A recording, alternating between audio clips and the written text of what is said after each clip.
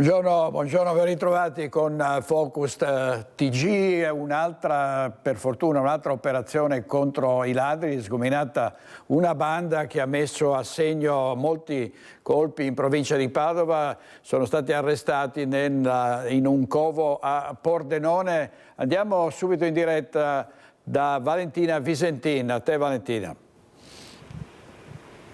Sì, buongiorno direttore, almeno una decina i colpi commessi qui a Padova dal Bignasego dove ci troviamo e nel vicino quartiere della Guizza a Padova dalla banda di predoni albanesi che è stata arrestata dalla squadra mobile di Padova nelle scorse ore mentre stavano rientrando nel loro covo un appartamento B&B affittato a Fiume Veneto in provincia di Pordenone.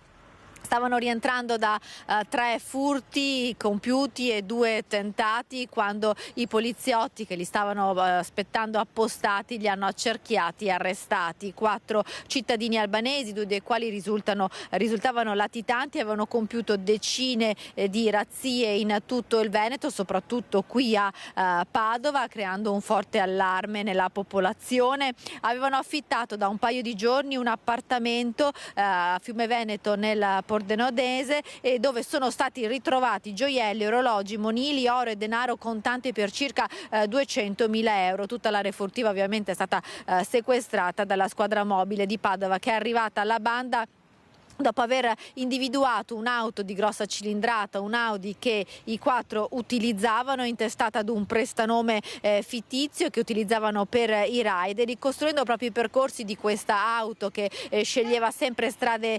secondarie. La polizia era arrivata al covo e ha tentato subito il blitz, visto che c'era il pericolo concreto che i 4 fuggissero all'estero dopo gli ultimi colpi. Hanno fatto irruzione e hanno arrestato queste 4 persone. Si tratta di un 25enne albanese in Italia dal 2018 senza alcun precedente, l'unico che si era effettivamente registrato nel B&B per affittare l'appartamento utilizzato poi come covo, e oltre a lui c'erano un 35enne sempre con precedenti per porto abusivo d'armi e furti in appartamento, e altri 2 connazionali che erano appunto ricercati. Ora si trovano tutti nel carcere di Pordenone e il questore di Padova, Marco Dorisio, ha detto che ci saranno anche delle indagini per capire come mai nella struttura che avevano utilizzato come covo uno solo si fosse registrato e invece gli altri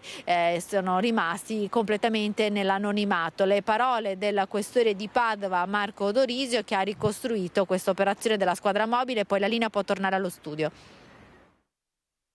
Il loro campo d'azione inizialmente, dove gli investigatori della squadra mobile li hanno agganciati, era appunto la città di Padova, zona Guizza e a Bignasego.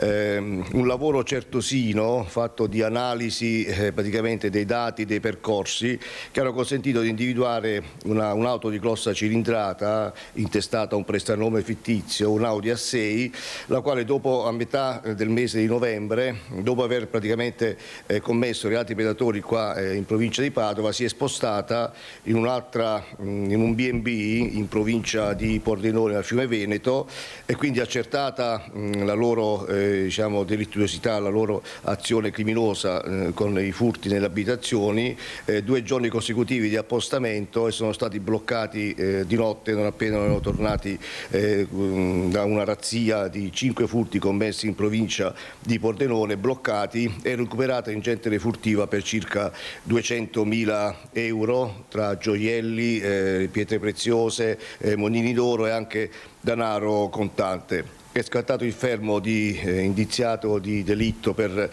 i reati di furti in abitazione aggravati e continuati, nell'occasione sequestrati anche tutto il necessario, da flessibili con dischi, trapani, quindi anche per poter avere meglio aprire delle casseforti. I provvedimenti sono stati convalidati dall'autorità giudiziaria pordenonese, sono in carcere. Stiamo svolgendo anche degli approfondimenti Per quanto riguarda la posizione del pubblico esercizio recettivo, dove erano giunti in quanto non erano stati registrati, soltanto uno incensurato, mentre gli altri 3 con un pretesto non erano stati ancora registrati, e infatti non a caso si è trattato di 2 persone ricercate. Così il questore di Padova, Marco Odorisio. Vediamo ancora ladri in azione, e per prevenire i furti martedì prossimo in municipio a Curtarolo ci sarà un incontro per dare il via al progetto del controllo del vicinato. L'altra sera, sempre in Veneto, 40 persone hanno formato una maxi ronda alla caccia di ladri che avevano colpito nella zona, e le persone erano armati di badili, di bastoni. Insomma, poi le persone alla fine, se non vengono difese, si fanno giustizia da sole. Vediamo Curtarolo. Prevenire i furti grazie alla presenza di cittadini attivi è l'obiettivo del controllo di vicinato, che sarà presentato a tutti i cittadini dell'amministrazione comunale di Curtarolo durante un incontro che si terrà martedì 2 dicembre alle 20:45 nella sala consigliare del municipio.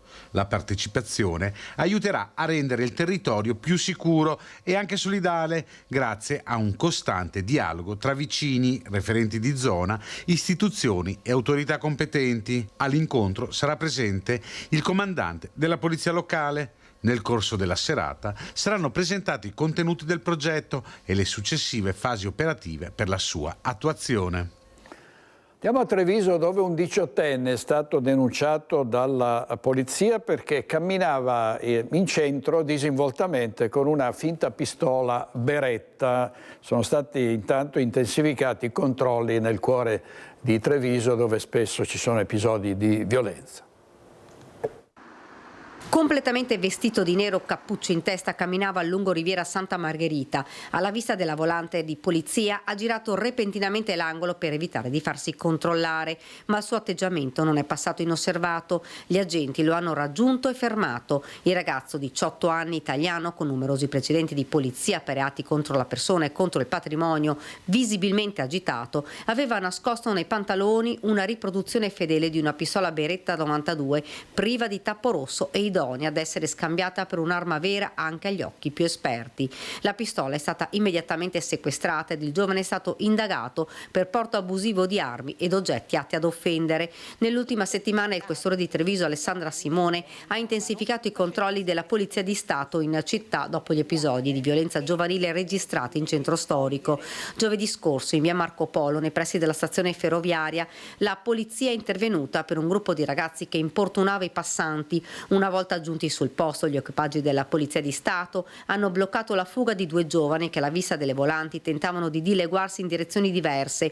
Uno di loro, un cittadino tunisino classe 2006, già aggravato da precedenti di polizia, è stato bloccato in prossimità della stazione Mom dopo essersi disfatto durante la fuga di un piccolo contenitore con all'interno hashish del peso complessivo di oltre 100 grammi. Il secondo, un cittadino tunisino classe 2003, già destinatario della misura di prevenzione del foglio di via con divieto di ritorno nel comune di Treviso, è stato invece fermato nei pressi di via Roma. Entrambi sono stati denunciati rispettivamente per detenzione ai fini di spaccio di sostanza stupefacente e per la violazione della misura di prevenzione emessa dal questore.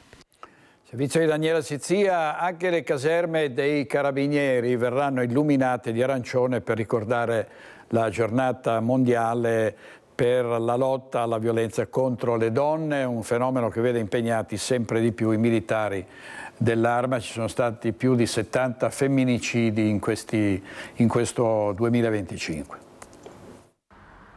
Nei primi 10 mesi dell'anno a Padova i militari dell'Arma hanno arrestato 73 persone e ne hanno denunciate 486 per reati legati alla violenza di genere.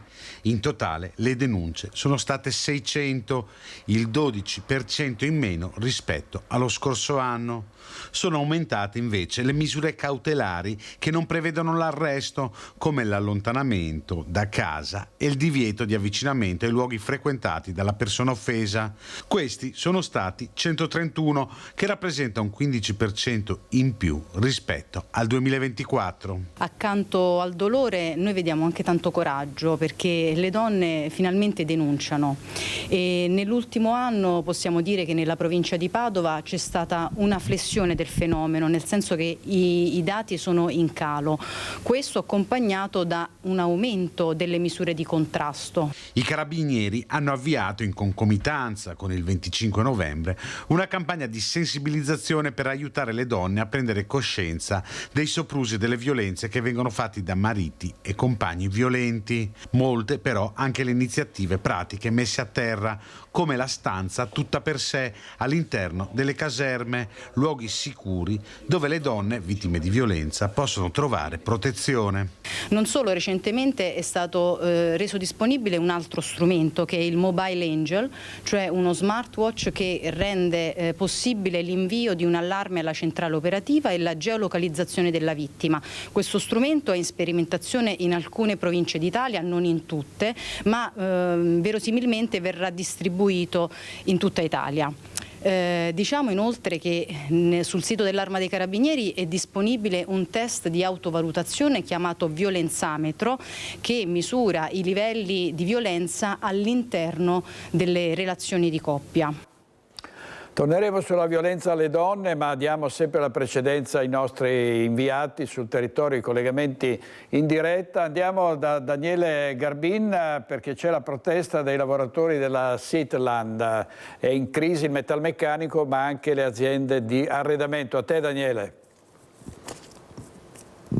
Sì, buongiorno direttore, buongiorno ai telespettatori. Confermo proprio alle mie spalle, vedete proprio lo spiegamento di persone che sono mobilitate, oltre ai lavoratori, ma anche i rappresentanti, i sindaci del territorio, oltre ai sindacati, che proprio presentano oggi, scendono in strada proprio per chiedere attenzione della crisi di questa Sitland, che è una storica azienda del territorio che è nata nel 77, produttrice di mobili, soprattutto sedute per uffici, che paradossalmente va bene, però acquisita da una multinazionale. L'idea è di portare la produzione qui da Nanto, che dà lavoro all'intera Riviera Iberica, a Pordenone. È una soluzione che è stata ventilata e che ovviamente da un paio di settimane scontenta tutti, perché non era nell'aria. Ecco, si sono mobilitati, sono scesi in piazza a protestare, chiedono che la politica, rinnovata anche da poco, entri e faccia la sua parte, e sono andati proprio in comune dal sindaco Manuela Vecchiati. Che cosa gli hanno chiesto, sindaco?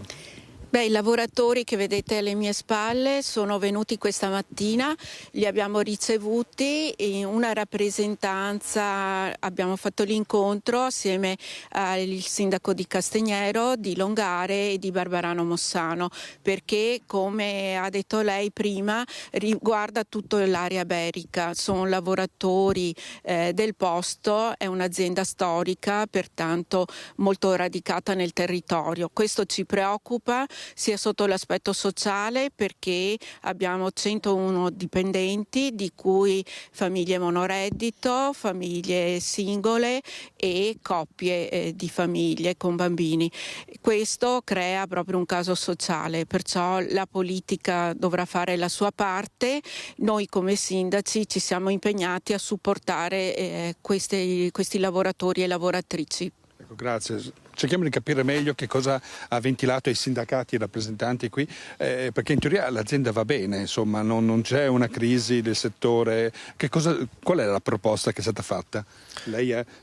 Martina Riccardo, filiale CGIL di Vicenza. In sostanza l'azienda in un incontro scorso ci ha detto che ha l'intenzione di trasferire tutta la produzione da qui all'altra sede dell'azienda, l'altro stabilimento che è di proprietà appunto della We Do Space, su Pordenone, chiedendo ai lavoratori di trasferirsi da qui a Pordenone.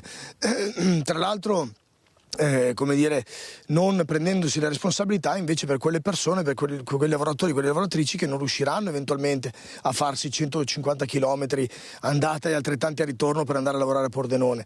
Noi ci aspettiamo dall'azienda, ma soprattutto anche dalla holding, dalla We Do Holding, che dietro c'è la famiglia Doimo, che dovrebbe prendersi la responsabilità morale, sociale ed economica per sostenere questa crisi e mantenere qui la produzione. Certo. C'è un appuntamento oggi pomeriggio, intanto lo diciamo subito, poi terremo aggiornati anche con i nostri TG di questa sera sull'esito. Ecco, c'è una richiesta precisa anche, i macchinari non si spostano da qui. Lorenzo D'Amico, della segretario generale della Filcacise di Vicenza. Noi siamo determinati perché crediamo ancora che ci possa essere attività produttiva qui a Nanto, perché una società così importante, con le proposte che ha fatto, deboli, inconcludenti, anche inefficaci nel tempo soprattutto, non ci convincono molto. Noi siamo determinati a cercare di mantenere la produzione qui a Nanto, per l'importanza che diceva anche il sindaco prima, per l'importanza del territorio che ha questa azienda. Per concludere, direttore, la voce a un rappresentante dei cittadini di questi dietro, i lavoratori, insomma, è il cuore della situazione, anche perché vi sentite tradite per un'azienda che è nata con una gestione familiare, usare il termine famiglia, che improvvisamente vede solo i conti. Questa è un'ingiustizia che voi chiedete anche conto a questo punto. Sì, ci sentiamo traditi, ci sentiamo molto delusi, perché fino a ieri ci parlavano come se fossimo una famiglia e di fatto adesso la famiglia la stanno distruggendo loro. È un momento molto difficile per tutti noi, sarà un Natale veramente amaro.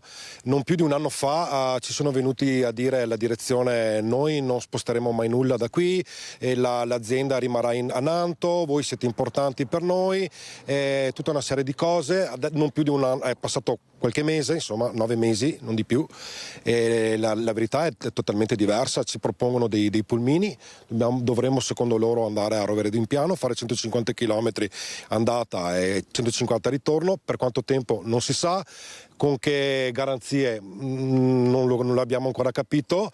Di fatto metteranno in crisi tutti noi. Qui ci sono 100 famiglie, tutti i miei colleghi, ognuno con i propri problemi, i propri sogni, le proprie opportunità, ma noi vogliamo rimanere qui perché noi siamo innamorati della Sitland, del nostro prodotto, perché sono i nostri prodotti.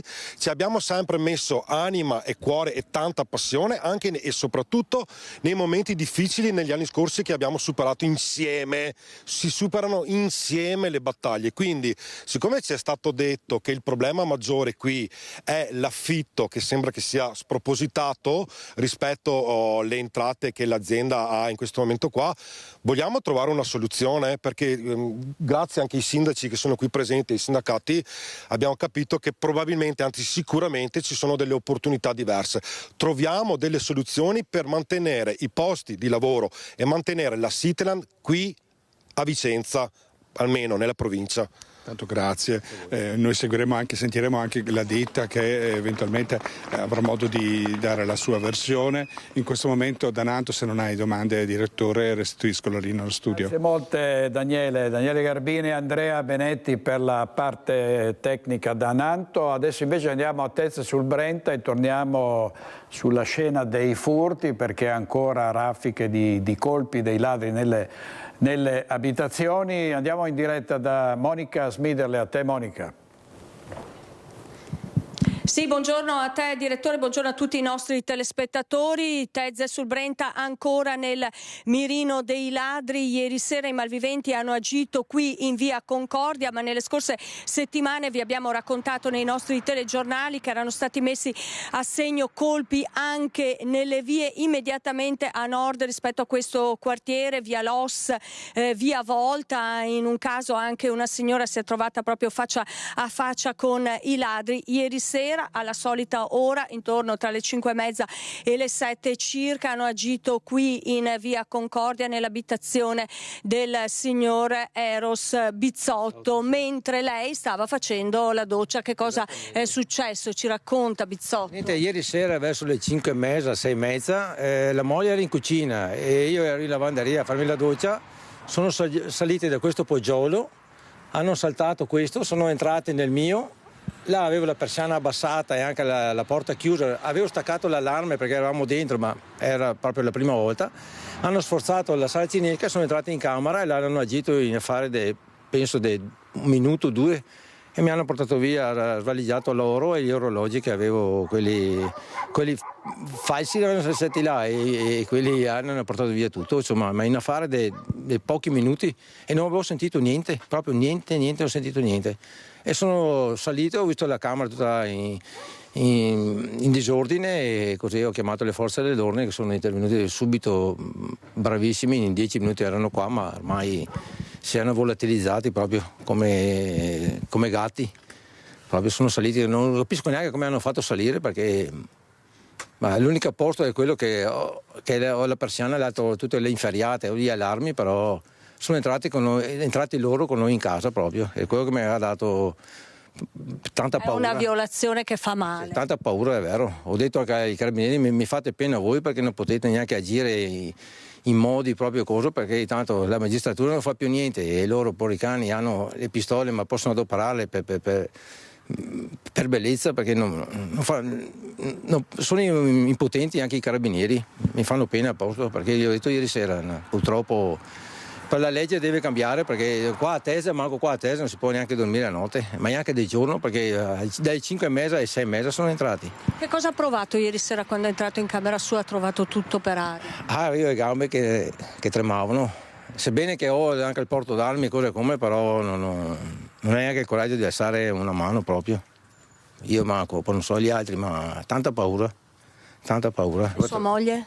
Mia moglie era tutta agitata, proprio stanotte abbiamo passato in bianco, perché tra tutti i cassetti rabaltai e tutto quanto, passai la notte in bianco. Comunque fortunatamente non ci hanno neanche fatto del male a noi, perché dobbiamo pensare anche a quello, perché adesso hanno sempre il coltello in tasca, dunque va sempre sta su le orecchie.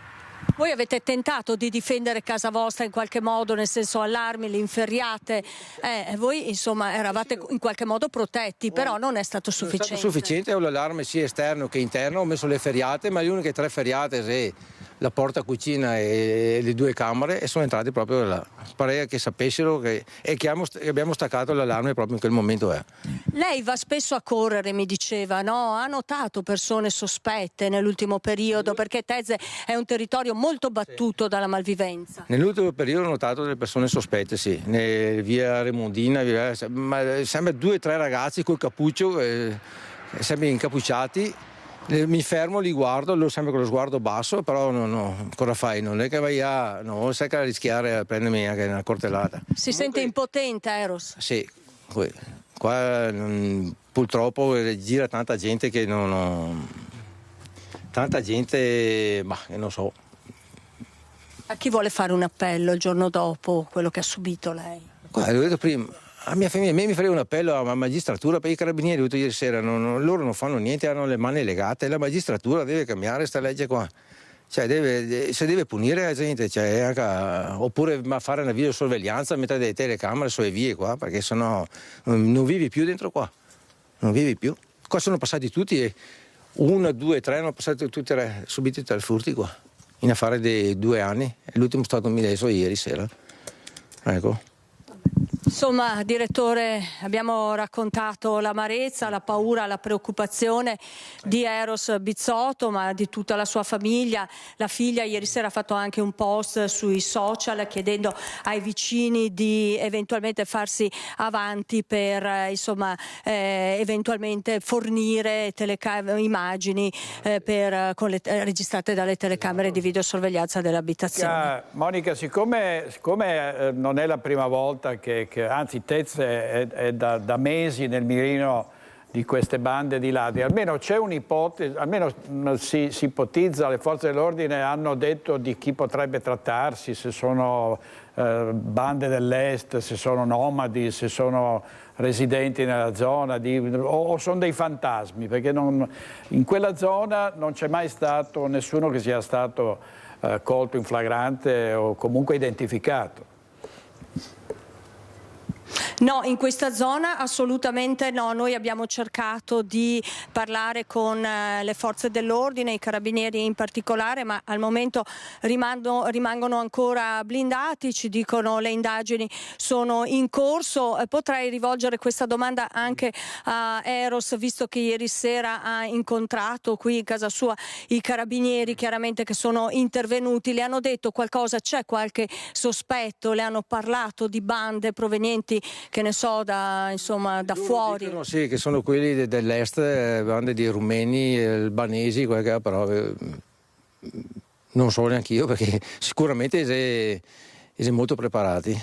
molto preparati, sicuramente. Visto l'incursione che hanno fatto in casa sua, sicuramente Sì. Ma ladri anche molto sfrontati, perché vi ricordo qualche settimana fa abbiamo sentito una signora, una testimone in via Volta, che ci diceva di aver visto un ladro uscire dal giardino di un'abitazione e insomma si è rivolta a lui dicendogli: ma cosa fai nella casa della mia vicina, ma perché rubate nelle nostre case? E questo si è allontanato con tutta calma, quindi insomma ladri anche molto sfrontati, oltre che preparati. Monica, nel titolo del tuo servizio c'è ladri in casa mentre fa la doccia. Immagino non si tratti di questo signore, no? O sì? Sì, è proprio Eros. Stava facendo la doccia ieri sera finché sono entrati. Ah, ecco, e lui dove si trovava mentre... Lei stava facendo la doccia, me lo conferma? Sì, era in lavanderia. Quindi... Era in lavanderia, stava facendo la doccia e i ladri nel frattempo rovistavano in camera e la moglie era in cucina, quindi erano in casa entrambi, lui e la moglie, finché i ladri rovistavano all'interno della loro camera. Si è accorto una volta che i ladri erano scappati o li ha trovati, o se li è trovati di I ladri erano già scappati quando lui si è accorto, esattamente. Lui è entrato in camera quando i ladri se n'erano già andati. Beh, meglio così, perché poi gli incontri ravvicinati con i ladri dice il direttore. Possono portare a delle pessime conseguenze. Grazie Monica, grazie molte a Monica Smiderle. Grazie a te direttore, ringrazio anche Eros Bizzotto per la disponibilità, insomma. Grazie, il nostro operatore, chi è con te lì a Tezze, Alberto Pivetta, il mitico Alberto.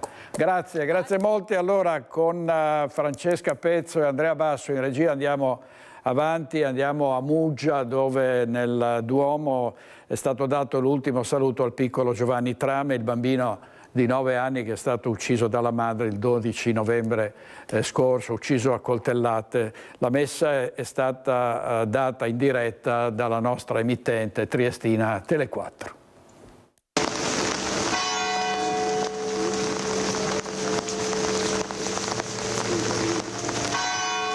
Prendete tutte le cose belle che avete vissuto con Giovanni e fatele diventare l'eredità preziosa per la vostra vita. Sarà il vostro modo di non dimenticarlo mai. Un invito a conservare il ricordo di Giovanni nei propri cuori, quello rivolto ai compagni di classe della scuola Bubnic dal parroco Don Andrea Destradi. Il Duomo di Muggia, mai così pieno, ha rivolto l'ultimo saluto al bimbo di 9 anni ucciso dalla madre il 12 novembre scorso. Papà Paolo che bacia la foto del piccolo Giovanni, è un amore che ovviamente è quello di un papà indistruttibile, incalcolabile e che dà il senso della morte ma dà il senso anche della vita. Dopo il momento di saluto e preghiera collettiva, la messa esequiale è andata in diretta sulla nostra emittente. Nell'omelia un messaggio rivolto a tutti, non solo a famiglia e amici del piccolo. Troppo grande questo male, ma più e più volte in questi giorni mi sono trovato a ripetere a tante persone: il male non si spiega, il male si combatte. Poi la pietas cristiana per la madre Olena, nonostante quel terribile gesto compiuto in quell'appartamento sito proprio davanti alla chiesa di Muggia. Il Signore è in quell'abisso, perché nessuno che cade in quell'abisso rimanga da solo e senza via di uscita. Lo voglio dire, neanche Olena, neanche la mamma di Giovanni. Quindi il ricordo di Giovanni, un bimbo come tutti gli altri che amava giocare a calcio, andare a vela e soprattutto capace di condividere, come ricordato da Don Andrea citando la canzone scritta in questi giorni da un suo compagno. Giovanni, se aveva le caramelle, cito a memoria, le condivideva con le femmine. Se aveva la merenda, la condivideva con i maschi. Infine, le parole di apprezzamento per l'atteggiamento mai sopra le righe, nonostante il dolore, di papà Paolo. Nessuno di noi ha sentito uscire, Paolo, dalla tua bocca una parola di violenza e di vendetta. Ma io ti ringrazio perché la tua parola e la tua bocca sono rimaste pure. Grazie Paolo per l'esempio che ci dai.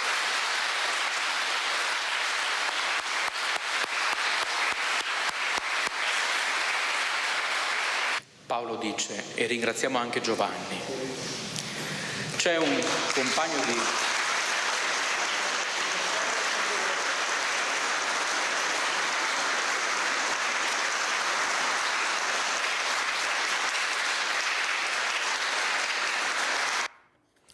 Servizio di Marco Stabile, una cerimonia straziante che abbiamo dato in diretta, e il padre del piccolo Giovanni poi ci ha rilasciato anche una breve intervista. Sentiamo. In paradiso ti accompagnino gli angeli, al tuo arrivo ti accolgano i magi e ti conducano nella santa Gerusalemme. Ti accolga il coro degli angeli. Lui aveva necessità di un abbraccio e 2 bacini prima di dormire, proprio perché gli dava quella tranquillità di pace. Lo ricorda così mentre cammina verso il cimitero tenendo la sua foto fra le mani. Paolo Trame, il padre del piccolo Giovanni, al termine della messa nel Duomo di Muggia, ha raccontato alcuni dei momenti più belli trascorsi con il figlio, parole espresse durante la processione mentre seguiva il feretro dove ora il bimbo riposa. Dietro Paolo le istituzioni e i cittadini che hanno voluto continuare a far sentire la propria vicinanza. Devo cercare di fare di mamma e di papà, perché non deve sottovalutare le mamme, perché le mamme fanno un sacrificio incredibile a tirare su un bambino. Poco prima dell'arrivo al cimitero, Paolo Trame ha rimarcato quanto suo figlio fosse forte, nonostante una vita caratterizzata da momenti molto difficili. Un bambino tenace che non si lasciava demoralizzare e che aveva sempre un sorriso per tutti.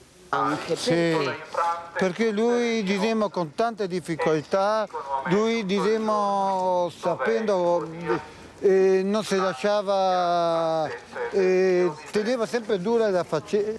Mi hanno circondato, mi hanno accerchiato, ma nel nome del Signore li ho sconfitti. Apritemi le porte della giustizia, entrerò a rendere grazie al Signore. Dolore di questo padre, un pover'uomo che aveva segnalato spesso il rischio di atti di violenza da parte della ex moglie, che era in cura psichiatrica. Aveva detto più volte ai servizi sociali: non possiamo lasciare questo bambino, mio figlio, nelle mani di questa donna che è pericolosa. Nessuno l'ha ascoltato e poi è finita in tragedia. E a proposito di violenza, ancora torniamo alla giornata internazionale contro la violenza sulle donne. A Vicenza una campagna di sensibilizzazione con pannelli, deplianti informativi, murales per informare sulle diverse forme di violenza e per poter riconoscere i comportamenti potenzialmente pericolosi. Leggendo i messaggi hanno proprio preso in pieno tutto quello che una donna che subisce violenza subisce, tutte queste cose. Quindi è stata proprio centrata a 360 gradi. A partecipare all'iniziativa di sensibilizzazione sulle diverse forme di violenza di genere anche Daniele Mondello, ex compagno di Lidia Milikovic, uccisa l'8 giugno 2022 in via Vigolo a Vicenza dal suo ex marito. Campagna di sensibilizzazione con dei volantini e dei pannelli pensata per segnalare le situazioni di potenziale violenza, non solo fisica ma anche psicologica ed economica all'interno della coppia. Ci sono 5 messaggi molto forti che saranno poi dei cartelloni, delle affissioni in città, e grazie a Donna che ama donna, insieme a loro c'è una panchina che i dipendenti del comune hanno dipinto di rosso e che sarà poi sempre tutti i giorni a Palazzo Trissino, e in Stradella San Giacomo una giovane illustratrice anche lì porterà un messaggio forte, un disegno, un murale che porterà poi il numero 1522, che è il numero che dobbiamo avere nella testa, perché perché tutte le donne che hanno in dubbio di essere in una situazione di violenza, che sia fisica, psicologica, economica, possono chiamare quel numero, e poi a Vicenza abbiamo appunto un centro antiviolenza e Donna Chiama Donna che aiuta in questo senso. Ma oltre al Comune di Vicenza sono tanti gli enti e le realtà che in occasione della giornata internazionale per l'eliminazione della violenza contro le donne hanno messo in campo iniziative di sensibilizzazione, come quella in collaborazione tra Despar Nord e Polizia di Stato, volta a diffondere una cultura del rispetto e rendere più accessibili le informazioni sui servizi di supporto e tutela delle vittime. E l'ISRA a Treviso ha portato in Piazza dei Signori oltre 100 persone per una manifestazione commovente. Sentiamo. 9 febbraio, Cinzia Daries, 50 anni. Sono già 91 le donne scomparse per mano di un uomo violento nel solo 2025, una ogni 3 giorni, e molte altre sono quelle vittime di violenze verbali, fisiche e psicologiche di cui ancora non si conosce la storia. ISRA è scesa in piazza per ricordare tutte loro con un fazzoletto, una croce bianca, una scarpetta rossa, in una cerimonia toccante, emotivamente forte anche per lo stesso presidente, che si è commosso ricordando Elisabetta Leder e la figlia Arianna di solo 1 anno, e poi ancora Anica Panfile, 31enne romena, entrambe dipendenti ISRA.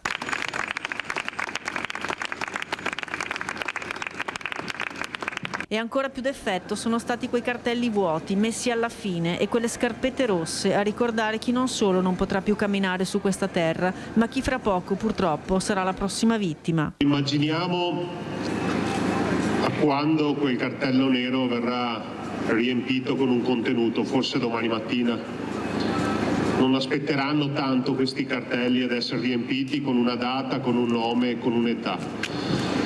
Allora io credo che quello che stiamo facendo è importante, però non è sufficiente. Il sindaco ha ricordato che sarà aperto un altro centro antiviolenza presso la polizia locale, intitolato al compianto comandante Gallo, ma il lavoro da fare resta ancora enorme, dal rispetto tout court all'educazione affettiva e relazionale. In piazza anche il camper della polizia, che proprio a fine manifestazione raccoglieva la segnalazione di una ragazza preoccupata per la sua amica, una ragazza sedicenne vittima di comportamenti ossessivi da parte dell'ex fidanzato 27enne. E se vedete una donna che fa questo gesto, non esitate ad aiutarla, è il segnale che è in difficoltà. Bisogna ribaltare l'inerzia, rendersi attivi e salvare la prossima vita. C'è un modo di dire trevigiano, mi non vo combattere. In questo caso io dico noi dobbiamo andare a combattere. Cosa vuol dire? Vuol dire che ognuno di noi deve impegnarsi in prima persona per la prevenzione e soprattutto per combattere la violenza contro le donne. E stare vicino alle donne che hanno coraggio di denunciare, perché non bisogna mai lasciarle sole. E anche in Parlamento si sta discutendo sulla necessità di inculcare alcuni valori, soprattutto nei giovani, il rispetto, la lealtà e la difesa delle donne con un'educazione, corsi di educazione sessuo-affettiva. Sentiamo. 25 novembre, giornata internazionale per l'eliminazione della violenza contro le donne. Se nei primi 10 mesi di questo 2025 in Veneto si è registrato un solo caso di femminicidi, quella di Jessica Strapazzolo, custodio de Lima, uccisa nel Veronese lo scorso ottobre dall'ex compagno, contro i 4 del 2024, purtroppo i fenomeni di violenza fisica e psicologica, soprattutto tra le mura domestiche, non accennano a diminuire, come conferma lo psicoterapeuta Lino Cavedon, che punta molto sull'educazione sessuo-affettiva nelle scuole. Gli episodi di prevaricazione e di violenza non sono assolutamente diminuiti, per cui io auspico che i servizi, i consultori familiari vengano messi nelle condizioni di tornare nelle scuole per aiutare i ragazzi proprio ad immaginare la relazione come fonte di rispetto. Bene organizzare momenti di riflessione e sensibilizzazione, come fanno tanti comuni del comprensorio in questa giornata, ma anche secondo le persone incontrate in centro è fondamentale un percorso ad hoc nelle scuole per creare giovani uomini e giovani donne capaci di incontrarsi nel pieno rispetto reciproco. Dico sempre che, essendo un ex insegnante, bisogna partire dai ragazzi a scuola e non sottovalutare nessun tipo di avvertimento che magari non è palese, però è nascosto. Sicuramente sensibilizzare già nelle scuole, cioè i ragazzini comunque da elementari, le medie, quello può sicuramente aiutare. Sicuramente buono l'intervento legislativo che c'è stato di recente, però non basta, occorre, come diceva il mio amico, anche intervenire a livello educativo a partire dalle prime scuole, insomma. Ogni strumento che sia utile a far prendere coscienza ai ragazzi, di farli crescere, di farli anche solo discutere, anche dissentire, è assolutamente utile, indispensabile e necessario, secondo me. Cosa una società può fare, cosa ogni singolo può fare, e soprattutto anche voi giovani, per contrastare questo fenomeno? Cercare di andare a lavorare sulla salute mentale delle persone, soprattutto di noi maschi, visto che siamo il problema in questo caso, cercare di, come possiamo dire, dare più possibilità alle persone, di magari di frequentare psicologi o gente che possa comunque aiutarli a uscire da questo problema. Andiamo in diretta adesso a Mestre, da Ilaria Marchiori, dal nostro operatore Sandro Ponchio, perché c'è stata l'ennesima aggressione al personale sanitario, davvero troppi casi di violenza nelle strutture ospedaliere. A te Ilaria. Sì, buongiorno direttore, buongiorno ai nostri telespettatori. 3 aggressioni in pochissimi giorni a danno di operatori dell'Ulstre Serenissima. L'ultima è stata proprio ieri, quando un operatore sanitario è stato addirittura morso all'avambraccio. Poi c'era stata precedentemente un'aggressione che ha coinvolto il territorio di Mirano su Noale, stavano intervenendo con un'ambulanza, e poi una decina di giorni fa al pronto soccorso di Dolo. Insomma, sono davvero troppe. Qui insieme a noi c'è il direttore dell'Ulstre Serenissima, Edgardo Contato. Direttore, qui bisogna fare qualcosa. Sì, noi abbiamo già intrapreso un percorso importante e questi episodi hanno avuto un esito, direi non drammatico, proprio perché abbiamo applicato un protocollo d'intesa con le forze dell'ordine che sono intervenute rispettando questo nostro protocollo. È chiaro che 3 aggressioni in 10 giorni sono tante. Va dato atto al nostro personale che ha una capacità anche di tenuta e di reazione in queste situazioni lodevole. Proprio perché certe situazioni si sono limitate a dei danni anche marginali, proprio perché la capacità, la formazione e gli interventi del personale dei nostri servizi è di altissima qualità. La formazione fatta appunto anche per gestire le situazioni di rischio e anche di conflitto hanno dato dei buoni risultati. Ecco, c'è però comunque, insomma, si tratta di persone che si occupano degli altri, no? Di curare gli altri, e loro malgrado si possono trovare a dover far fronte a queste situazioni. C'è timore tra gli operatori, insomma, sanitari? È certo che c'è timore, però è il rischio di fare una professione rivolta al benessere degli altri, anche perché alla base di queste aggressioni spesso ci stanno dei comportamenti di tipo patologico, tant'è che direi in tutte queste vicende la base è una base di patologia o psichiatrica o di dipendenza a sostanze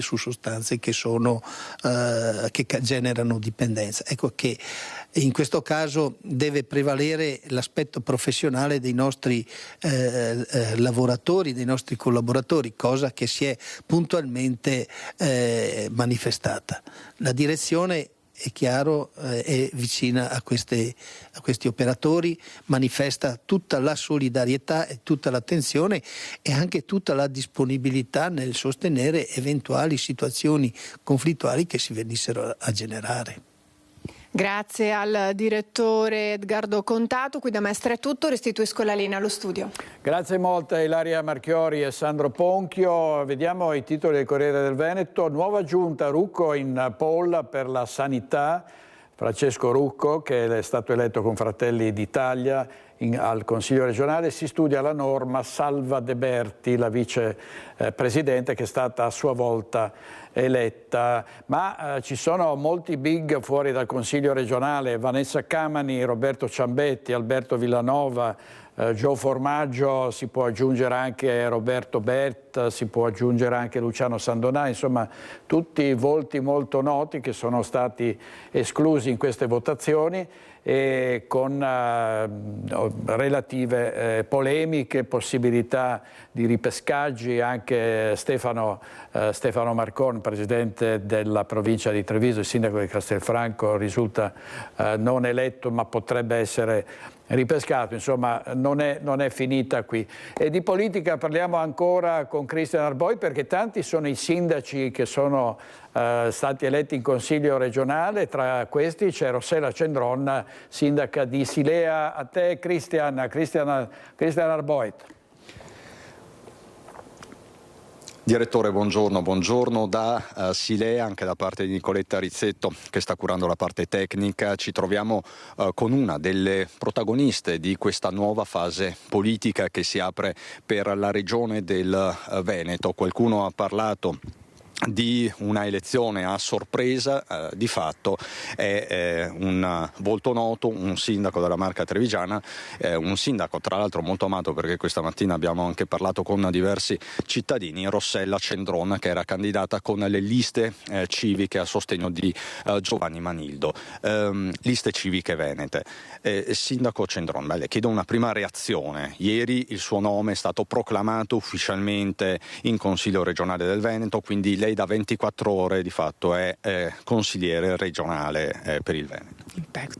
Assolutamente la grande soddisfazione di aver lavorato per federare tantissime realtà civiche in tutto il Veneto che hanno creduto al progetto e che hanno davvero fatto un risultato di lista importante che ci ha permesso di ottenere il seggio come consigliere regionale. Quindi da oggi sarò il volto e le mani delle liste civiche presenti in tutte le province, davvero con un risultato che ci ha scaldato il cuore. Vuol dire che è stato capito il nostro progetto e che la voce del territorio è davvero importante. Ci impegniamo a rappresentarla anche in regione. Ecco, più in generale, direttore, possiamo dire che questa è stata la tornata degli amministratori locali, tanti sindaci, ex sindaci, assessori. Per la Marca trevigiana non c'è soltanto Rossella Cendron, ma anche Paola Roma, sindaca leghista di Ponte di Piave, e poi c'è l'ex sindaco di Preganziol, Paolo Galeano per il Partito Democratico, lo stesso Giovanni Manildo, insomma tanti amministratori. Ora operativamente che cosa succede nei comuni che perdono tra virgolette il sindaco? Quindi cosa succede nella fattispecie qui a Silea, che poi sarà quello che succede anche a Ponte di Piave, per intenderci? Cosa succede a Silea brevemente, le chiedo, sindaco? Sì, noi eletti stiamo attendendo quella che è la convalida delle elezioni della Corte d'Appello, che sarà dichiarata, sarà comunicata sia all'ente comunale, quindi al Comune di Silea, e al Consiglio regionale, che dovranno verificare le incompatibilità di carica, perché appunto non possiamo essere sindaci e consiglieri regionali allo stesso tempo, e quindi appunto sarà appunto in Consiglio comunale dichiarata l'incompatibilità della carica, e a questo punto l'opzione è data al sindaco, che sceglierà appunto una delle due cariche. Nel caso venga scelto di accettare la carica di consigliere regionale, il Consiglio comunale successivo dovrà appunto sciogliere il Consiglio comunale e dichiarare la reggenza fino a nuove elezioni da parte del vice sindaco Ilenia Canzian, nel mio caso. quindi a Silea comunque possiamo dire che si andrà al voto a primavera, così come a Ponte di Piave. Sarà una tornata particolarmente pesante per la Marca Trevigiana, perché vanno al voto, lo ricordo, anche Castelfranco Veneto e Conegliano, quindi insomma sarà una campagna elettorale forse permanente, finita una se ne apre subito un'altra. Che cosa succederà a Silea? Lei ha già in mente, Sindaco Cendron, un successore? Certo, noi stiamo lavorando come squadra per avere la continuità della nostra squadra, che ha lavorato bene per 18 anni a Silea, prima con Silvano Piazza, poi appunto con me 8 anni fa sono diventata sindaco, rinnovata nel 2022, e la squadra vuole continuare a lavorare per il bene di Silea, quindi faremo le nostre migliori scelte. Grazie davvero Sindaco Rossella Cendron. Noi direttore ci lasciamo con questo servizio che fa il punto degli eletti nella Marca Trevigiana. Sono 9, 5 per il centrodestra, 4 per il centro-sinistra, e ti lascio con questo servizio. Un saluto da Silea anche da parte di Nicoletta Rizzetto. Gli assessorati saranno nella scelta e nelle valutazioni del Presidente Stefani. Io sono a disposizione del partito come sempre. Non è un'ipotesi remota per Sonia Brescaccin quella di diventare assessore, con le sue 9.539 preferenze, la più votata dopo Luca Zaia nella Lega. Zaia che nella sua provincia porta a casa quasi un quarto dei voti presi, 48.253. Sul podio del Carroccio la new entry Paola Roma, sindaca Ponte di Piave, presidente della conferenza dei sindaci dell'ULS 2, 8.485 le indicazioni per Roma. Entra nel poker leghista anche Riccardo Barbisan, attuale assessore al bilancio a Treviso, che al Ferrofini c'era già stato. Ed è una soddisfazione enorme che insomma mi ha visto rimontare nella nottata e avendo un pomeriggio complicato dal punto di vista della classifica. Notte al Cardiopalma finita con 2 esclusioni eccellenti. Da una parte Stefano Marcon, sindaco a Castelfranco e presidente della provincia, 5.055 preferenze, dall'altra Alberto Villanova, capogruppo uscente della Lega, che si ferma a 4.955 e affida ai social una prima sincera reazione: chi vince festeggia, chi perde spiega, e io oggi non ho nessuna voglia di spiegare, l'unica cosa che mi sento di dire è grazie, così Villanova. Entrambi potrebbero rientrare però in partita nel caso in cui alcuni fra gli eletti diventassero assessori, e chiaramente c'è la variabile Zaia. Se la Lega nella Marca si attesta al 40,8%, Fratelli d'Italia si stoppa al 14,9%, passa solo Claudio Borgia, vice sindaco a Montebelluna. Il risultato personale è considerevole, 8.567 preferenze. Alle sue spalle Marco Della Pietra, sindaco a Spresiano, 5.973, staccata la consigliere uscente Silvia Rizzotto, 2.986. Va peggio a Forza Italia con il suo 4,9%, resta fuori a sorpresa il sindaco di Conegliano Fabio Chies, un consigliere lo fa il Partito Democratico ed è l'ex primo cittadino di Preganziol Paolo Galeano, forte di 5.846 voti, Dem che vanno bene nelle città, meno nei piccoli centri e che alla fine portano a casa il 12,5%. Ci aspettavamo senz'altro un risultato migliore.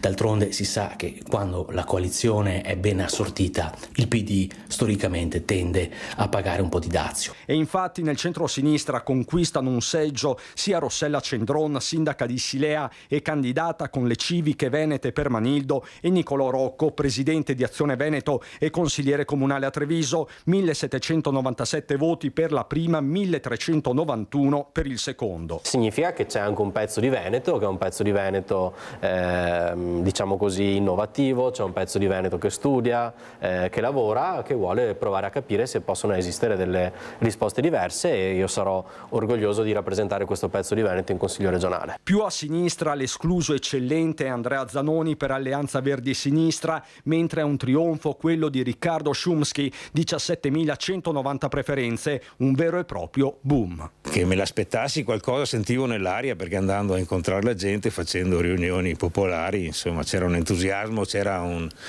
qualcosa che bolliva sotto, che mi diceva forse che c'era un consenso. Poi in queste dimensioni, ecco, dire che ero sicuro assolutamente no. Vediamo gli eletti a Vicenza, nel Vicentino saranno 9 i consiglieri. regionali. Vediamo i loro volti. Esito del voto che porta novità anche dal territorio vicentino. Tra i volti nuovi che siederanno in Consiglio regionale, quelli del sindaco di Arzignano Alessia Bevilacqua in quota Lega, del giovane forzista Jacopo Maltauro, così come Davide Lovat della lista Szumski, e poi l'esploit di voti, 9.318 per l'ex sindaco Francesco Rucco di Fratelli d'Italia. Una bella conferma, perché dal territorio sentivamo un ottimo sentiment, un ottimo ritorno tra la gente, perché ho girato veramente tutti i comuni della provincia e ringrazio tutti i vicentini della provincia di Vicenza per la fiducia accordatami, ma soprattutto avere il privilegio di rappresentare Vicenza in Consiglio regionale credo che per chi faccia politica sia veramente il massimo. Alessia aveva vinto col 77% quando si è candidata a sindaco ad Arzignano.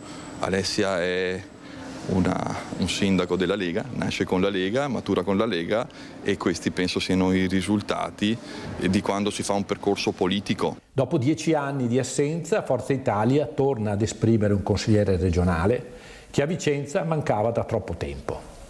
Siamo, in termini di risultati, la seconda provincia del Veneto, dopo Verona, superando Padova, che tradizionalmente ci precedeva. 2 consiglieri, uno naturalmente Riccardo Szumski, l'altro sembra che sia io, che sono stato il più votato in provincia di Vicenza con quasi 2.500 preferenze personali, un grandissimo risultato, però adesso è anche una grande responsabilità e vedremo di fare del nostro meglio. Anche il PD fa i conti con novità, saranno 2 i consiglieri del Vicentino, come non accadeva da tempo. Erano 2 mandati che il PD eleggeva soltanto un consigliere, anche questo è segno che si è lavorato bene, che c'erano candidati forti e che quindi la lista ha portato ad eleggere 2 consiglieri. È frutto di questa corsa che abbiamo fatto senza lasciare nulla di intentato e battendo palmo a palmo tutta la provincia. È anche stato un momento nel quale siamo riusciti a ritornare a parlare di politica con i cittadini, e la disaffezione alle urne forse è la più grande delle sconfitte di questa campagna elettorale per tutti. È un risultato netto con tanti spunti di riflessione, quello delle regionali, dall'astensionismo record all'effetto Zaia che ha avuto 203.000 voti, l'analisi degli esperti di U-Trend per l'osservatorio elettorale del Consiglio regionale. Sentiamo. Dal 95 a oggi ha sempre vinto il centrodestra, il margine si è stabilizzato. Pur in un quadro politico che si conferma stabile, non mancano gli spunti di riflessione sui risultati delle ultime elezioni in Veneto. La prima è che pur in una regione con una tendenza molto marcata, quella che ha portato all'elezione di Alberto Stefani, è stata, a parte il 2000, l'affermazione più netta della coalizione di centrodestra da quando nel 1995 si è cominciato a eleggere direttamente il presidente. E come nel 2000, un'elezione nella quale ha fatto da traino Luca Zaia, 203.054 preferenze complessive nei 7 collegi del Veneto. Secondo lei, se non ci fosse stato questo impegno di Luca Zaia, sarebbero stati più vicini Manildo e Stefani, oppure si sarebbe travasato all'interno del centrodestra in altre liste? Magari le proporzioni sarebbero state leggermente diverse, però il dato di ieri mostra una vittoria chiarissima del centrodestra. Lo stesso Stefani ha un numero di voti personali molto superiore a quello di Manildo, quindi fa la sua parte. Il centro-sinistra forse avrebbe potuto raccogliere qualcosa in più. Eppure il centro-sinistra non raggiungeva percentuali così alte in Veneto dal 2010 e Giovanni Manildo, così come Alberto Stefani, grazie al voto disgiunto ha ottenuto più preferenze della somma dei partiti che lo sostenevano. Ma nell'analisi realizzata da U-Trend per l'osservatorio elettorale del Consiglio regionale del Veneto, queste sono anche le elezioni col minimo storico di affluenza alle urne, un 44,6%, che le pone tra i 10 risultati peggiori delle regionali in Italia. Sicuramente il fatto che queste elezioni non siano mai state percepite come una partita aperta ha influenzato e ha mobilitato meno l'elettorato, però questo è un dato molto negativo. Il successo della Lega è stato ovunque, primo partito in 490 comuni su 560. Nello specifico poi, se il divario tra centrodestra e centrosinistra rimane relativamente contenuto nei comuni capoluogo, vira quasi plebiscitariamente a destra nei paesi con meno di 15.000 abitanti. C'è infine l'analisi della sempre più importante propaganda attraverso i social network. Anche qui ha prevalso Stefani, ma c'è un caso Riccardo Szumski. Sui social media non ha fatto una campagna strutturata, ha semplicemente raccontato le proprie proposte nel segno dell'autenticità e della disintermediazione. Questo ci dice che quando appunto un candidato ha una solida base anche sui social media, basta quello per avere un grande megafono. Allora andiamo in pubblicità un paio di minuti e poi torniamo subito. State con noi, noi stiamo con voi.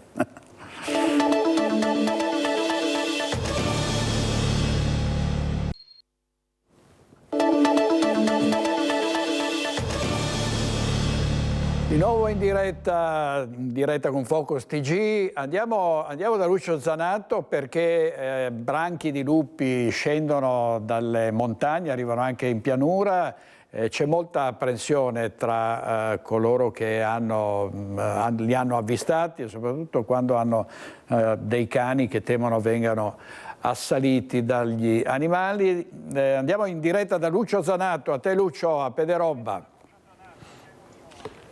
Buongiorno direttore, buongiorno ai telespettatori di Rete Veneta. Sì, indubbiamente i cani perché possono essere attaccati, ma soprattutto chi ha ad esempio delle greggi anche in termini amatoriali oppure magari degli piccoli allevamenti che rischiano di chiudere, come sta succedendo in alcuni punti dell'Alpago, proprio perché i lupi sostanzialmente mangiano e eliminano completamente quella che potrebbe essere una piccola fonte di reddito che già di per sé è abbastanza problematica.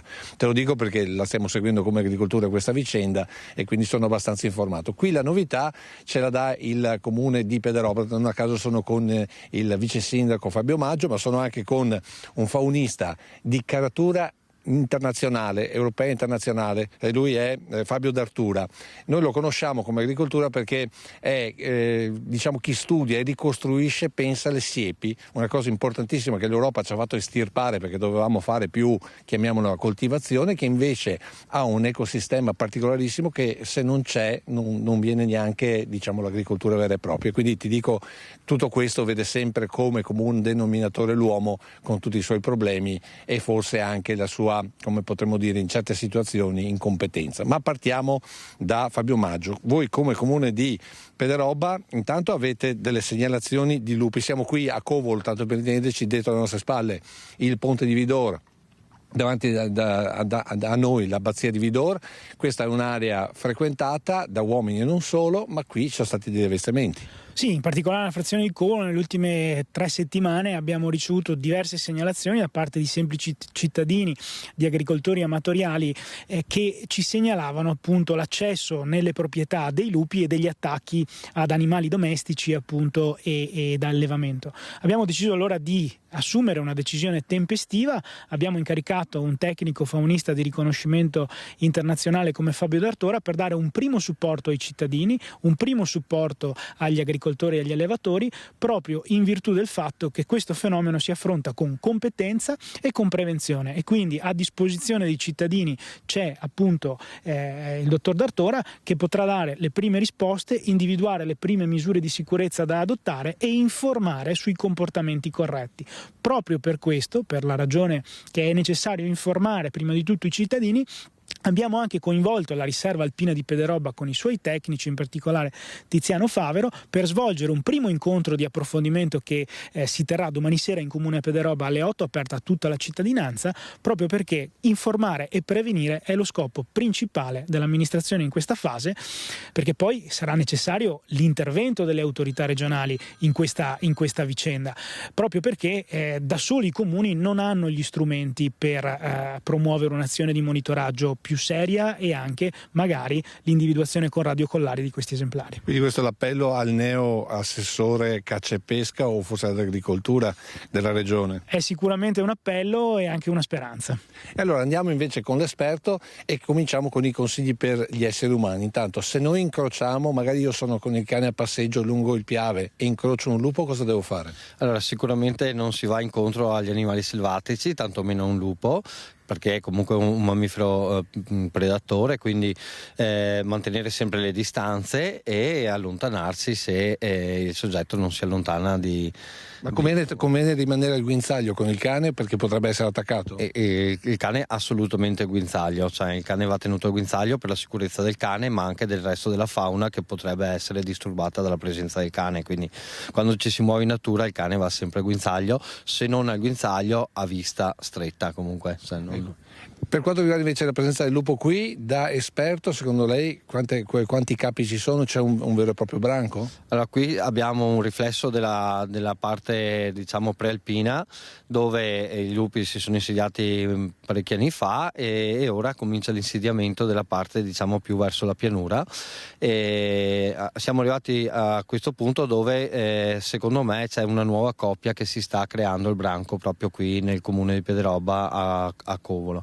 Serve monitoraggio, serve tenere diciamo l'attenzione alta in modo da capire verso che strada stiamo andando e cosa potersi aspettare per il futuro per appunto prevenirlo e cercare una sorta di convivenza. Ecco, diciamo che le serate informative parleranno ad esempio di reti elettrificate, di attenzione appunto a quelli che possono essere dei segnali di presenza di lupi.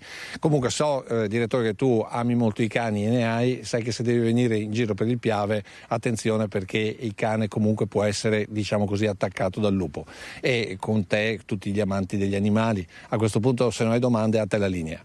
Grazie molte Lucio, grazie davvero, sì, sto molto attento, anzi cerco di evitare le zone dove ci sono stati già purtroppo degli episodi. E adesso restiamo con Lucio Zanato, anche se non in diretta, perché c'è stata una manifestazione delle neomamme che hanno fatto una camminata con i loro passeggini. Vediamo perché. Mi trovo ai piedi del Colle di San Gallo a Farra di Sodigo e sono con Alessia Villanova, ma soprattutto un gruppo di mamme, per un'iniziativa davvero particolare che però ha, come dire, un notevole interesse, soprattutto proprio per le neomamme, ci rivolgiamo proprio a loro. Allora, Alessia Villanova, come vi siete organizzate e da dove parte questa iniziativa? Allora, siamo un gruppo di 15 mamme, ma chiaramente è aperto ad altre mamme se vogliono unirsi a noi. E è partito tutto dal corso preparto che abbiamo fatto in gravidanza e poi una volta nati i bimbi abbiamo detto ma perché non trovarci anche dopo per condividere assieme i dubbi, i problemi, le gioie di questi bimbi e così una volta a settimana ci troviamo e facciamo una passeggiata. Fa bene al fisico e fa bene anche alla testa. Ecco, la prima cosa proprio è la passeggiata, ma la passeggiata significa anche scambiarsi consigli. Esatto. E se poi, perché naturalmente qui si parla anche di un momento di difficoltà, appena si è fatto un bambino, esatto. Come dire, è difficile. È novità anche, è novità. E quindi spesso si parla di depressione postpartum, però non c'è nessuno che fa niente magari, no, per questo. E invece noi abbiamo deciso di trovarci e di combattere anche eventuali tristezze, eventuali momenti bui, eventuali difficoltà. Ecco, che consigli vi scambiate? Beh, ci scambiamo i consigli da come riscaldare il latte, come fare il latte in polvere, come allattare, come vestire i bambini in questi giorni in cui fa fresco, come addormentarli, soprattutto ecco la notte, quella è ancora un po' i momenti più difficili sono la notte, le coliche. Questo significa fare il gruppo, stare insieme e se una persona è in difficoltà sa di poter contare sulle altre, insomma. Esattamente, e spesso ci troviamo e diciamo anche a me è successo e allora ti senti meno pesante, ti senti sollevata, no? E giusto per dire, lo consiglieresti ad esempio ad altre mamme oppure addirittura portarlo avanti proprio come USL? Certo, assolutamente, perché abbiamo visto che ci fa davvero bene questa iniziativa. Questo serve anche perché magari tante mamme sono da sole, non hanno la rete, ad esempio, dei nonni, degli zii, insomma di familiari che possono dargli una mano, e quindi trovare delle altre mamme che sono nella stessa situazione può dargli veramente un supporto. Sì, esatto. Ecco, ma anche i nonni a volte sono un po' fuori tempo, mi dicevi prima. Sì, succede che magari parliamo con i nonni e ci dicono: io ti addormentavo a pancia in giù, e invece adesso no, assolutamente bisogna addormentarsi a pancia in su il bambino, no? Per questioni di sicurezza. Oppure io il latte lo riscaldavo in una certa maniera, invece adesso bisogna farlo in un'altra. E quindi ci sono anche questi momenti di condivisione, mamme, nonni, e alla fine si sorride. E poi si fa anche il gruppo, perché mi pare che questa sera vi trovate tutti quanti. Esatto, questa sera facciamo una pizzata con mamme, papà, fratelli, perché c'è chi ha anche un altro bambino, una bambina, e tutti i piccoli. Quindi oltre, 40 persone, 50 persone? Sì, 30 tra genitori e fratellini e una quindicina di bimbi. Senti, ma e gli uomini non vi danno una mano? Sì, dai, non possiamo lamentarci, almeno per quanto mi riguarda. Di notte cerchiamo di aiutarci, ma anche di giorno, no? Però non è la stessa cosa, se c'è una mamma vicino a un'altra mamma ci si capisce meglio? Quello sì, è più come si può dire? Più naturale, esatto. Grazie. Grazie a Lucio Zanato. Ovviamente si tratta di bambini fortunati, poi ci sono bambini purtroppo che sono coinvolti in conflitti armati, vediamo scenari di guerra spaventosi, stiamo vedendo cosa sta succedendo ed è successo a Gaza, ma poi ci sono molti altri paesi in cui i bambini sono sotto attacco, come dice il titolo di un incontro molto interessante che si è svolto a Treviso. Vediamo con la regia, se mi fate vedere la locandina, condizione dei minori nei conflitti armati e nell'emergenza, impegno e azioni di UNICEF. È un incontro che si è svolto al Liceo Duca degli Abruzzi con gli studenti che hanno parlato con Lucio Melandri, coordinatore delle emergenze sanitarie dell'UNICEF, che è collegato con noi e che saluto. Buongiorno avvocato, grazie molte per essere con noi. Avvocato specializzato in diritto internazionale proprio sui diritti umani. Ecco, avvocato, ci riepiloga un po' come è andato l'incontro di Treviso? Guardi, l'incontro di Treviso si è realizzato proprio in una settimana molto importante, perché non più tardi del 20 di novembre, per cui proprio la settimana scorsa, in tutto il mondo abbiamo celebrato il 36esimo compleanno della Convenzione dei diritti dei bambini e delle bambine. E l'incontro quindi con gli studenti al Liceo Duca degli Abruzzi a Treviso è stato veramente, mi lasci dire, entusiasmante per il livello di coinvolgimento e partecipazione.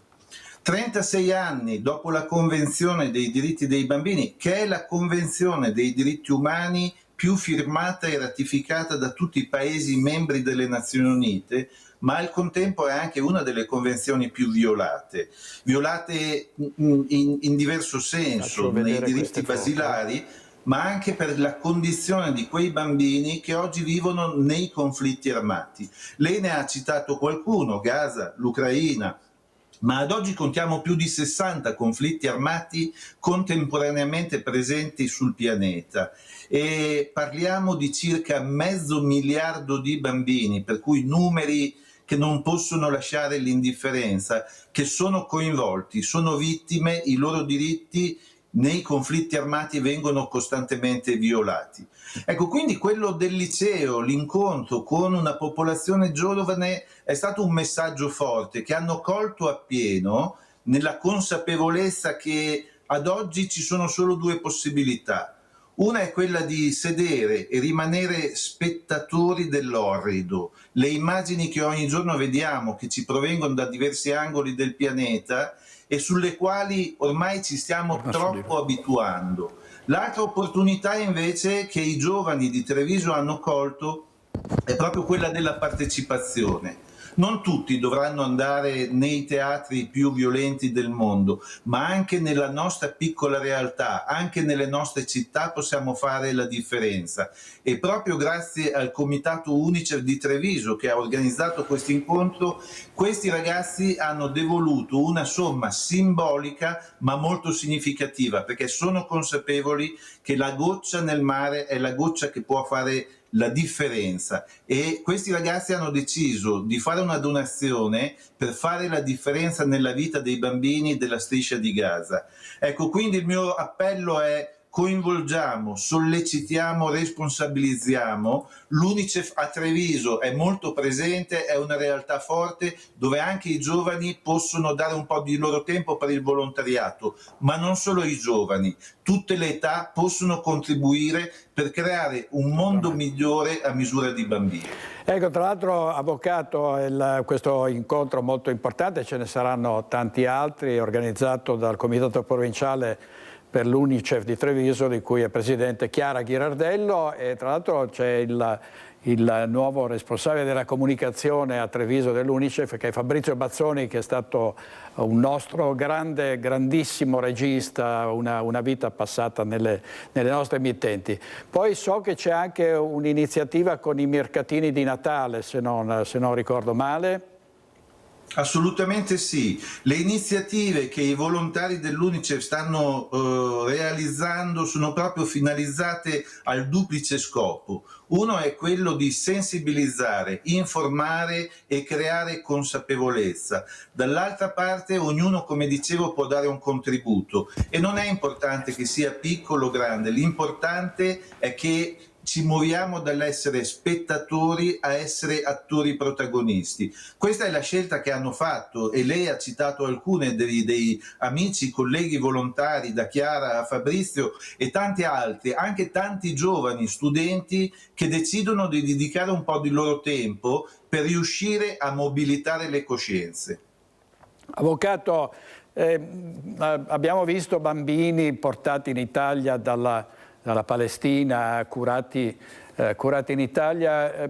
Qual è la missione proprio principale dell'UNICEF? Per chi non conoscesse l'UNICEF è bene ricordare qual è l'intervento, quali sono gli interventi dell'UNICEF in questo campo. Guardi, io sono appena rientrato in Italia, dove mi trovo ora dopo 35 anni di coordinamento di interventi in Afghanistan, in Pakistan, in Iraq. Gli ultimi anni li ho passati nel nord del Mozambico. Ecco, UNICEF è nata nel 1946 proprio qui, in Europa, per portare un sollievo ai bambini che erano stati colpiti dalla catastrofe della Seconda Guerra Mondiale. Il suo mandato è stato poi esteso da parte dell'Assemblea Generale delle Nazioni Unite, ed oggi si occupa di operare sia in scenari di emergenza per garantire la protezione e la dignità, e significa riuscire a formulare interventi per la nutrizione e la salute dei bambini, assicurare che possono accedere all'educazione, ad acqua potabile, alla protezione dall'abuso e molti altri interventi. Dall'altra parte però UNICEF opera in tutti i paesi del mondo per riuscire a garantire che le istituzioni e la società civile siano protagonisti della realizzazione di quella convenzione alla quale ho accennato prima, che è la base per il benessere e lo sviluppo della potenzialità di tutti i bambini nel mondo. Ecco, quindi UNICEF non sono quelle 4 persone sedute a New York come spesso ci immaginiamo le Nazioni Unite, sono 20.000 operatori presenti in tutti gli scenari del mondo, di conflitti, di emergenze, di cambiamenti climatici, di sviluppo di politiche e legislazioni per garantire che l'infanzia e i bambini non vengono considerati solo il futuro, ma che siano considerati nei loro diritti di oggi. I bambini sono anche il presente, sono bambini oggi.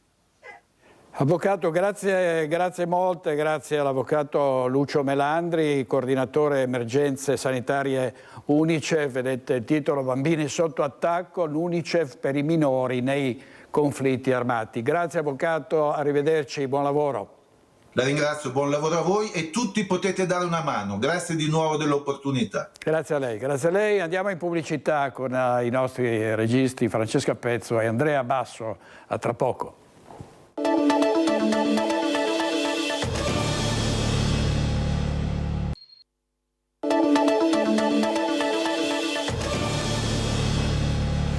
Aria di Natale in tutto il Veneto, ci sono addobbi, luminaria in tutte le nostre città. Andiamo a Vicenza.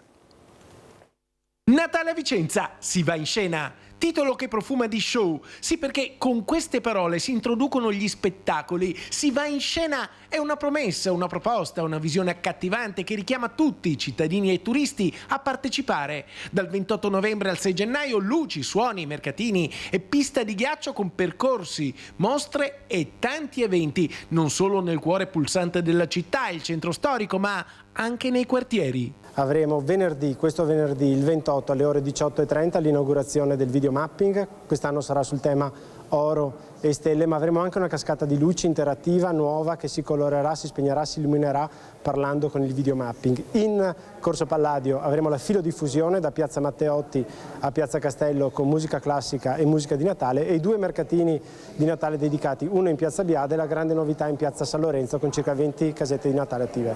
E già, il mercatino con le casette del Natale rappresenta uno dei più forti richiami per piccoli e grandi. Chalet in legno in Piazza San Lorenzo e in Piazza Biade con prodotti tipici, artigianato e idee regalo. Quest'anno la vera novità sarà il fatto che l'amministrazione ha accolto la sfida di fare 2 piazze come accade nelle città tradizionali dei mercatini di Natale, e quindi Piazza San Lorenzo sarà la vera novità di quest'anno, oltre a Piazza Biade ormai consolidata con prodotti tipici natalizi e un ricco programma di spettacoli e la casetta di Babbo Natale in Piazza San Lorenzo. Ma non solo, da Piazza dei Signori venerdì 28 novembre prenderanno il via oltre 200 eventi che animeranno il Natale di Vicenza e poi il Capodanno che quest'anno sarà diffuso in tutto il centro storico. Insomma, feste che rappresentano un momento magico che le famiglie vicentine potranno vivere con tante attrazioni, a cominciare dalla pista di ghiaccio. Una pista del ghiaccio all'Esedra di Campomarzo molto particolare, grande, grandissima, è la più grande del Triveneto, semicoperta, ma al di là della pista centrale classica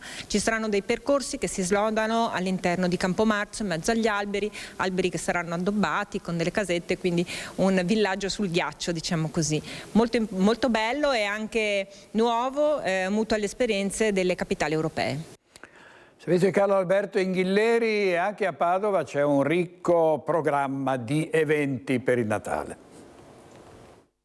Il Natale torna a Padova e lo fa in grande stile. Un programma ricco di appuntamenti accompagnerà per oltre un mese la città del Santo, tra concerti, luminari, mercatini e spettacoli. Abbiamo messo in campo tantissime iniziative perché l'obiettivo quest'anno era quello di valorizzare molto la città nel periodo natalizio, per creare quell'atmosfera di festa per i cittadini, per i visitatori, i turisti, anche per aiutare le attività economiche della città. Quindi ci sono grandi conferme come la pista di pattinaggio, come il videomapping nei palazzi monumentali, ma anche più vie illuminate quest'anno grazie al lavoro che abbiamo fatto insieme alla Camera di Commercio, insieme alle associazioni di categoria, quindi più vie dello shopping illuminate con le luminarie. Sotto un cielo di meraviglie, un titolo scelto non a caso per questa edizione. La grande novità, forse più importante, è lo spettacolo di 1000 droni, quindi un numero importante, veramente molto scenografico, che con delle forme tridimensionali ripercorrerà la storia di Padova in Prato della Valle la notte di San Silvestro, e sarà una grande novità.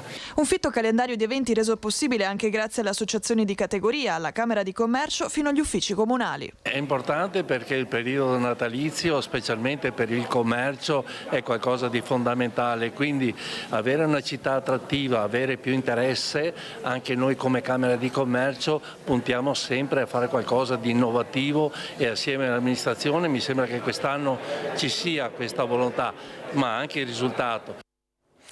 Il servizio di Marta Zatta, stasera Focus, e con Focus e Ring, come vi abbiamo già detto, abbiamo raggiunto un record di ascolti sensazionale negli ultimi 2 giorni. 1.100.000 persone hanno seguito la nostra maratona elettorale su Focus e su Ring con Ferdinando Avarino, e parleremo anche stasera di politica ovviamente, ma non solo, con gli ospiti Roberto Caon, Maria Laura Faccini, Davide Lovat, Giuseppe Paolin, Rosa Poloni, Alessandro Trentin e Marco Zabai.